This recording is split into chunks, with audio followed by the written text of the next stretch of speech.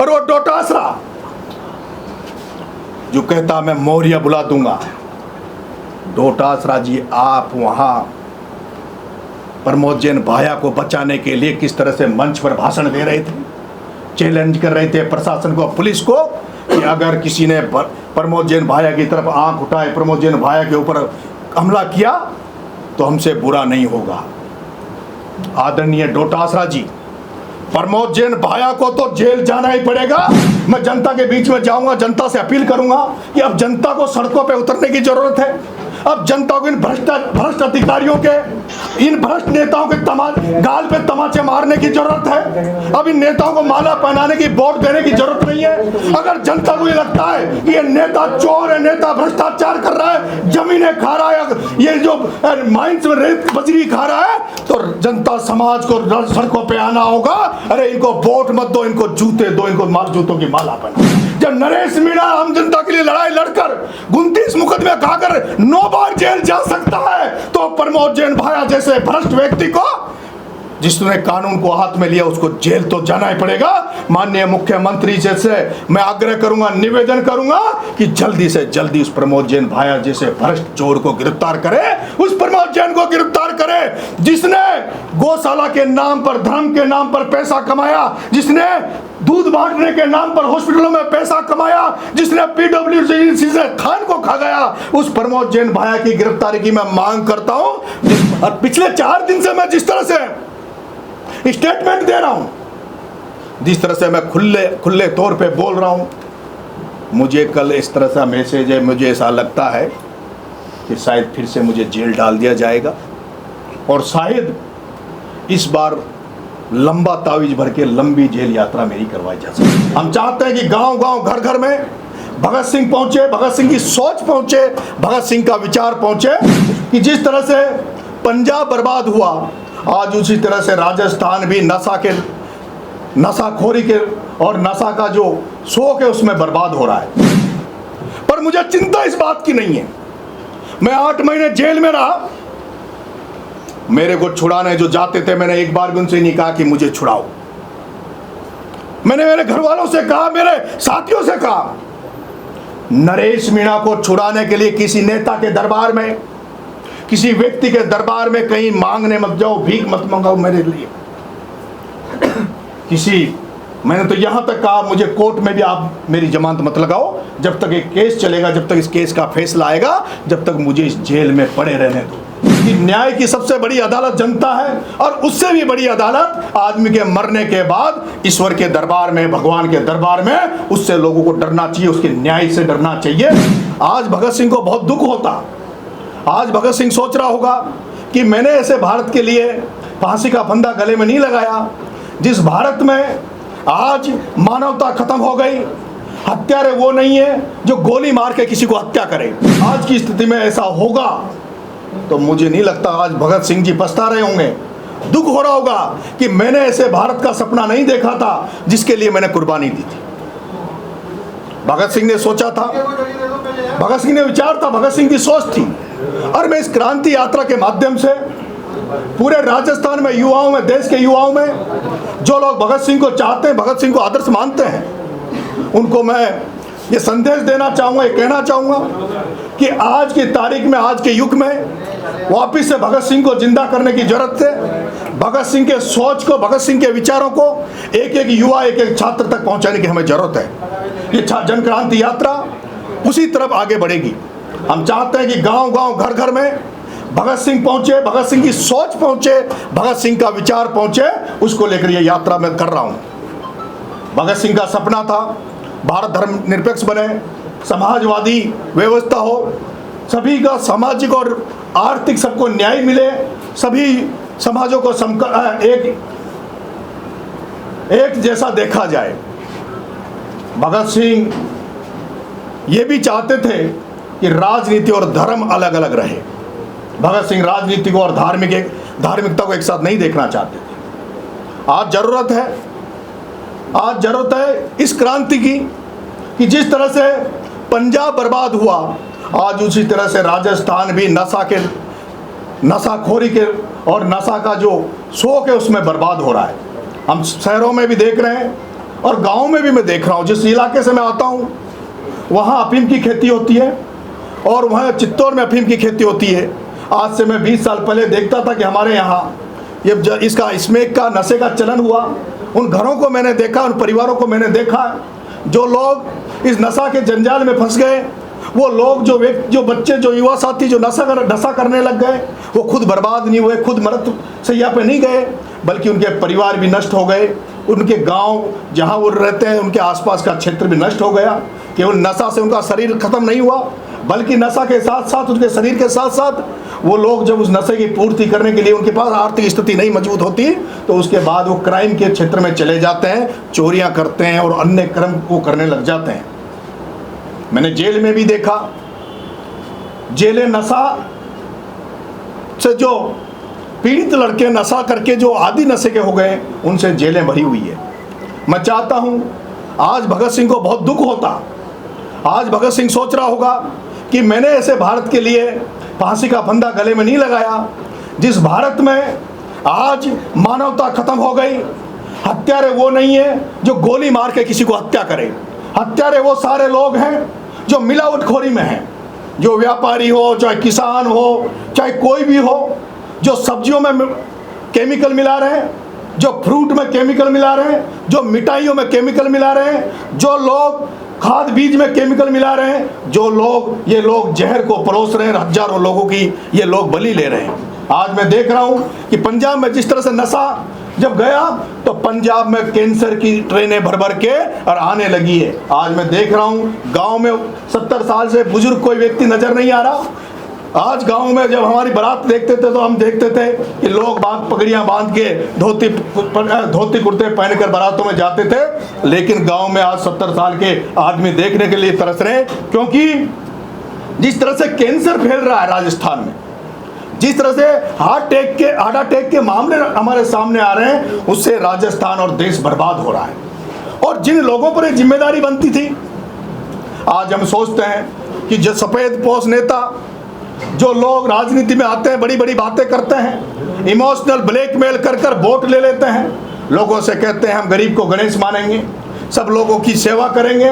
लेकिन मैं देख रहा हूं जिनकी सबसे ज्यादा जिम्मेदारी है वो इस सबसे ज्यादा इस देश को, इस हमारे प्रदेश को खा रहे हैं। इसलिए ये क्रांति यात्रा में निकाल रहा हूं।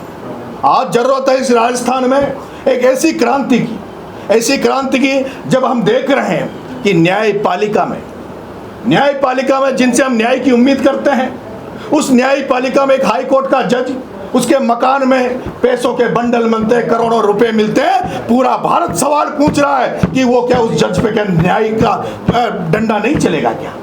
मैं तो जानता हूं कि न्याय की सबसे बड़ी अदालत जनता है, और उससे भी बड़ी अदालत आदमी के मरने के बाद ईश्वर के दरबार में, भगवान के दरबार में, उससे लोगों को डरना चाहिए, उसके न्याय से डरना चाहिए।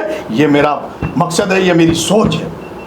मैं सड़क पे निकलूंगा, कितने लोग मुझे आशीर्वाद देंगे, कितने लोग मेरे साथ आएंगे, वो तो समय बताएगा। जिनको लगता है कि मैं सच्चाई पे चल रहा हूँ, ईमानदारी पे चल रहा हूँ, वो लोग मेरी मदद करने जरूर आएंगे।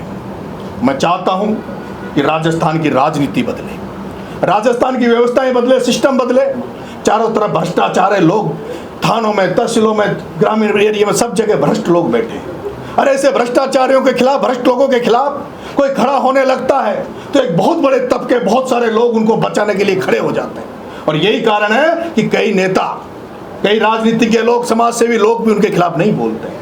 आज मैं देख रहा हूं जितने ब्यूरोक्रेसी में भ्रष्टाचार है, उतना ही राजनीति में भी भ्रष्टाचार है, उतना ही एनजीओ में भी भ्रष्टाचार है। जो समाज सेवा के नाम पे एनजीओ चलाते हैं, उनमें भी अगर आप सच्चाई से, ईमानदारी से पूछोगे तो वहां भी कहीं से कहीं भ्रष्टाचार का मामला वहां पे भी बैठा हुआ है।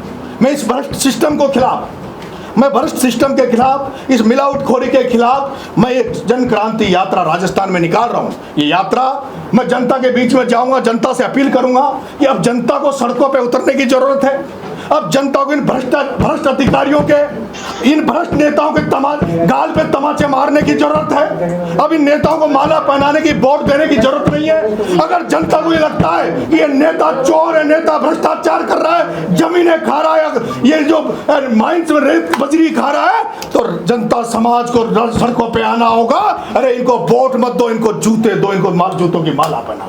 और अगर जनता को लगता है कि ये जो लोग ईमानदारी से राजनीति कर रहे हैं, जो लोग ईमानदार हैं, उनको जनता को आगे बढ़ाना चाहिए, जनता को आशीर्वाद देना चाहिए। मैं देख रहा हूं एक राजस्थान की राजनीति में मुझे ज्यादातर नहीं दिखता, लेकिन राजस्थान की राजनीति में एक व्यक्ति से मैं आज प्रभावित हूं। केवल राजस्थान की राजनीति में एक व्यक्ति से मैं प्रभावित हूं। एक मेरे विधायक रिश्तेदार ने मेरे से कहते थे, मैं एक बार जब उनके गांव जाता था, वो कहते थे, नरेश हमारे जमाने में 200 विधायक जब खड़े रहते थे, 200 एमएलए जब लाइन में रहते थे, तो हम बात करते थे, हम कहते थे कि वो जो फलाना एमएलए है वो तबादलों में पैसे लेता है, वो भ्रष्टाचार करता है। लेकिन आज नरेश ऐसा कंडीशन हो गई कि 200 एमएलए खड़े रहते हैं, उन 200 एमएलए में ये ढूंढना पड़ता है कि ईमानदार एमएलए कौन है। उन 200 में से शायद ही कोई आज ईमानदार मिले। इसलिए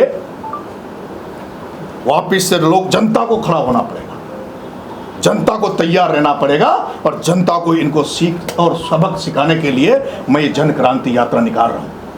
आज मैं जब राजनीति में जो बात आती है, ये दुर्भाग्य मैं आप सब पत्रकार साथियों से कहता हूं कि मुझे राजनीति में आज कोई आदर्श दिखता है। राजस्थान की राजनीति में एक डेड हॉनेस्ट, एक ईमानदार व्यक्ति आज भी अगर राजनीति में राजस्थान की में दिखता है तो उसका नाम है भरत सिंह कुंदनपुर। भरत सिंह कुंदनपुर जो पीडब्ल्यूडी मिनिस्टर रहे, पंचायत राज के मिनिस्टर रहे, वो जब सरपंच से लेकर मंत्री तक पहुंचे, सरपंच बने, प्रधान बने, प्रमुख बने, जिला प्रमुख बने, एमएलए बने और मंत्री रहे। और जब वो पिछली बार जब उनको लगा कि मैं पंच नहीं था, तो पंच का भी चुनाव अपनी पंचायत से जीते, पंच बने, उनकी पत्नी सरपंच बनी। और वो व्यक्ति के हालात में अभी देखता हूं, उस डेड ऑनेस्ट ईमानदार भरत सिंह चिल्ला चिल्ला के कहते रहे, लेकिन आज कोई सुनने वाला नहीं है।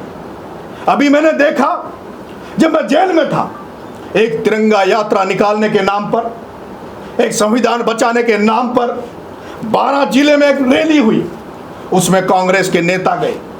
उन्होंने ना वहां संविधान बचाने की बात करी, उन्होंने ना तिरंगा यात्रा की बात करी, उन्होंने ना भारत कैसे आगे जाएगा, राजस्थान कैसे आगे जाएगा, इसकी बात नहीं करी। उन्होंने बात करी कि प्रमोद जैन भाया उस पर जो मुकदमे लगे भ्रष्टाचार के, उस पर मुकदमे लगे कातिलाना हमला करवाने के, उसमें जो मुकदमे लगे नरेश मीणा और अन्य वहां के जो छात्र राजनीति, युवा राजनीति, अच्छी राजनीति करना चाहते हैं, उनको मरवाने के, उनको बचाने की उन्होंने मंच से बात करी। और वो डोटासरा जो कहता मैं मौर्य बुला दूंगा, डोटासरा जी आप वहां प्रमोद जैन भाया को बचाने के लिए किस तरह से मंच पर भाषण दे रहे थे, चैलेंज कर रहे थे प्रशासन को, पुलिस को, कि अगर किसी ने प्रमोद जैन भाया की तरफ आंख उठाए, प्रमोद जैन भाया के ऊपर हमला किया तो हमसे बुरा नहीं होगा। आदरणीय डोटासरा जी, प्रमोद जैन भाया को तो जेल जाना ही पड़ेगा। जब नरेश मीणा आम जनता के लिए लड़ाई लड़कर 29 मुकदमे खाकर 9 बार जेल जा सकता है, तो प्रमोद जैन भाया जैसे भ्रष्ट व्यक्ति को, जिसने कानून को हाथ में लिया, उसको जेल तो जाना ही पड़ेगा। माननीय मुख्यमंत्री जी से मैं आग्रह करूंगा, निवेदन करूंगा कि जल्दी से जल्दी उस प्रमोद जैन भाया जैसे भ्रष्ट चोर को गिरफ्तार करे, उस प्रमोद जैन को गिरफ्तार करे जिसने गौशाला के नाम पर, धर्म के नाम पर पैसा कमाया, जिसने दूध बांटने के नाम पर हॉस्पिटलों में पैसा कमाया, जिसने पीडब्ल्यूडी से खान को खा गया, उस प्रमोद जैन भाया की गिरफ्तारी की मैं मांग करता हूं। जिस प्रमोद जैन भाया ने कलेक्टर 12 जिले के जिला कलेक्ट्री, जहां कलेक्टर बैठता है, जहां एसपी बैठता है, और कांग्रेस के राज में जो गौ माताओं के लिए 100 बीघा जमीन थी, गौ माताओं के लिए 100 बीघा जमीन थी, गौशाला थी, उसके 100 करोड़ की मिट्टी निकाल कर बेच दी। उस प्रमोद जैन भाया की गिरफ्तारी की मांग नरेश मीणा करता है। मैं आज राजनीति को लेकर कोई बात नहीं करना चाहता, और ना ही मैं सम्राट और ये जो पिछला दौर है उसको लेकर मैं बात करना चाहता हूं। मैं चाहता हूं, मैं एक नया अध्याय की शुरुआत कर रहा हूं। सच्चाई से, ईमानदारी से आगे रास्ता मुझे तय करना है। मैं मेरे साथियों से जो जनता जनार्दन का आशीर्वाद मुझे मिल रहा है, उनसे भी मैं कहना चाहता हूं कि नरेश मीणा के साथ साथ अगर आपको रहना है तो नरेश मीणा के अगर आपको साथ रहना तो आपको भी संकट झेलने पड़ेंगे, आपको भी जेल जाने के लिए तैयार रहना चाहिए, आपको भी मुकदमे खाने के लिए तैयार रहना चाहिए, आपको भी आर्थिक नुकसान उठाने के लिए तैयार रहना चाहिए। जिस तरह से नरेश मीणा ने पिछले 20-25 साल से परिवार को छोड़ रखा है, बच्चों को छोड़ रखा है, उसी तरह से अगर आप नरेश मीणा का साथ देना चाहते हैं, साथ रहना चाहते हैं, तो आपको भी उसी तरह से मेरे साथ रहना होगा। संकट भी आएंगे, लोग आपको कुचलेंगे भी सही, मुकदमे भी लगाएंगे, जेल भी भेजेंगे, आर्थिक रूप से नुकसान भी करेंगे, लेकिन वो ज़्यादा दिन नहीं टिकने देंगे, उनको सबको खत्म कर देंगे। मैं आप सबसे आशीर्वाद मांगता हूँ, और जब मैं 20 तारीख को सुबह 7 बजे जयपुर से रवाना हूँगा, शिवदासपुरा, टोंक उनियारा होके, इंद्रगढ़ लाखेरी होते हुए, इटावा होते हुए, मांगरोल होते हुए, अटरू होते हुए मेरे गांव जाऊंगा। इस दौरान जो भी साथी, युवा साथी जो सक्षम हैं, मैं किसी को आज के बाद कोई 1 रुपये का डीजल नहीं भराता, ना पहले भराता था, ना एक गाड़ी में कोई किराया दूंगा। और मैं ये भी कहता हूँ, जो लोग मेरे साथ मेरे गांव चलना चाहते हैं, मेरे घर चलना चाहते हैं, मेरे घर पर उन लोगों की कोई व्यवस्था नहीं होगी, मेरे पास उनको खाना खिलाने के कोई पैसे नहीं होंगे। जो लोग मेरे साथ गांव चलना चाहते हैं, इस जन क्रांति यात्रा में शामिल होना चाहते हैं, वो तमाम लोग, वो तमाम साथी अपनी अपनी व्यवस्था से चले। अगर उनको खुले नील के बादलों के नीचे सोना पड़े तो उनको सोना पड़ेगा। उनको हम इस क्रांति यात्रा में 30 किलोमीटर पर डे पैदल चलेंगे। जो सारे लोग मेरे साथ चले, वो जो वही चलेंगे जो पैदल चलेंगे, कोई गाड़ी में नहीं बैठेगा, कोई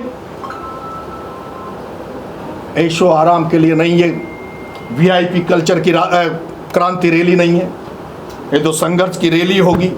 जिस तरह से भगत सिंह ने फांसी का फंदा इसलिए लगाया कि मैं देश के लाखों करोड़ों युवाओं को फंदा लगाकर फांसी पर झूल कर ये प्रेरणा देना चाहता हूँ, ये जगाना चाहता हूँ कि जब भगत सिंह फांसी पर खुशी से चढ़ गया भारत को आज़ाद कराने के लिए, तो है युवा साथियों, छात्र साथियों, तुम भी भारत को आज़ाद कराने के लिए मुकदमों से मत डलो, जेल डालने से मत डलो, कुर्बानियाँ देने से मत डलो। उसी तरह से जो मेरे साथ लगना चाहते हैं, उनको भी नरेश की तरह ही कुर्बानियाँ देनी पड़ेगी, नरेश की तरह ही संघर्ष करना पड़ेगा। मैं आपसे पत्रकार साथियों ये भी कहना चाहता हूँ कि अभी मैं केवल जमानत पर आया हूं, और पिछले 4 दिन से मैं जिस तरह से स्टेटमेंट दे रहा हूं, जिस तरह से मैं खुले तौर पे बोल रहा हूं, मुझे कल इस तरह का मैसेज है, मुझे ऐसा लगता है कि शायद फिर से मुझे जेल डाल दिया जाएगा, और शायद इस बार लंबा तावीज भर के लंबी जेल यात्रा मेरी करवाई जा सकती है। पर मुझे चिंता इस बात की नहीं है। मैं 8 महीने जेल में रहा, मेरे को छुड़ाने जो जाते थे, मैंने एक बार भी उनसे नहीं कहा कि मुझे छुड़ाओ। मैंने मेरे घर वालों से कहा, मेरे साथियों से कहा, नरेश मीणा को छुड़ाने के लिए किसी नेता के दरबार में, किसी व्यक्ति के दरबार में कहीं मांगने मत जाओ, भीख मत मंगाओ मेरे लिए। मैंने तो यहां तक कहा, मुझे कोर्ट में भी आप मेरी जमानत मत लगाओ, जब तक एक केस चलेगा, जब तक इस केस का फैसला आएगा, जब तक मुझे इस जेल में पड़े रहने दो। क्योंकि क्रांति जब भी आती है, क्रांति बलिदान मांगती है, क्रांति त्याग मांगती है। क्रांति ऐसे 8 महीने की जेल जाने से, डर जाने से नहीं आएगी। अगर ऐसे 8 महीने जेल जाने से क्रांति आ जाए तो नेल्सन मंडेला से वर्षों तक जेलों में रहा, कई महान पुरुष जेलों में रहे, वो क्रांति नहीं ला पाते। इसलिए क्रांति लाने के लिए वो सारे जो संकट आने वाले हैं उनके लिए तैयार हो। इसीलिए आज मैंने आप सबको आमंत्रित किया था, आप इतनी बड़ी तादाद में आए, उसके लिए मैं बहुत बहुत आभारी हूँ। और आपसे आग्रह करता हूँ कि आपका इस छोटा युवा साथी, छात्र साथी जिसके पास कुछ नहीं है, वो एक ऐसी लड़ाई लड़ने जा रहा है जिसमें आप लोगों का भी मुझे आशीर्वाद चाहिए, आपका भी प्यार मुझे चाहिए। मैं विश्वास दिलाता हूँ, ऐसा मौका नरेश मीणा पत्रकार भाइयों, वैसे तो ये बात समाज से की जाती है, परिवार से की जाती है, पर आप सब भी मेरे साथी हो, परिवार हो। ये जो बातें मैं बोल रहा हूँ शायद आपको भी कहीं न कहीं लग रहा होगा कि सच है। जब आपकी परिवार में जब किचन में जब फल फ्रूट देखते होंगे या सब्जियों को देखते होंगे तो आप भी कहते होंगे कि गर्म करो, इनको साफ करो। दूध को जब आप आता है आपके घरों में, उसको आपके घी आता है उसको, आज कोई भी चीज़ सच नहीं है, सब मिलावट है। ये दौर ही मिलावट का है, चाहे वो राजनीति हो, चाहे कोई सभी क्षेत्र हो, ये मिलावट का दौर है। और इस दौर को ख़त्म करने के लिए कोई न कोई क्रांति लानी पड़ेगी। एक बार हमें उम्मीद जगी थी, देश में उम्मीद जगी थी, जब अन्ना हजारे दिल्ली में जब धरना देकर बैठे थे, तब इस देश में एक उम्मीद जगी थी कि कुछ नया इस देश में होगा। लेकिन ढाक के 3 पात कुछ नहीं हुआ, कुछ नहीं मिला। कोशिश करूंगा ईमानदारी से जिस रास्ते पे जिस सोच के साथ आगे बढ़ रहा हूं, अंतिम सांस तक उसके लिए प्रयास करूंगा और अंतिम सांस तक उसके लिए लड़ूंगा। बहुत बहुत धन्यवाद, बहुत बहुत राम।